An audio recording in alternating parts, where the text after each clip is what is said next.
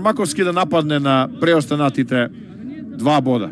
Еве го, тој момент блиску беше Трпчевски, забележа дека оди Мојсов со рака напред, што е забрането и според насоките што ги имаат судиите од неодамна, ги санкционираат овие стартови и повторно Ѓорѓиовски ќе мора да решава вакви проблеми.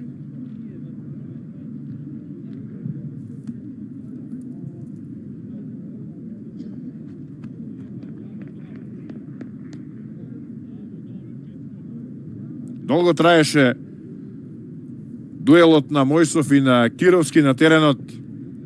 Не мислам новој туку, на сите воздушни во текот на надпреварот, и ја дочека својата шанса Кировски да изнуди ваков прекршок, што е, се разбира, голема предност.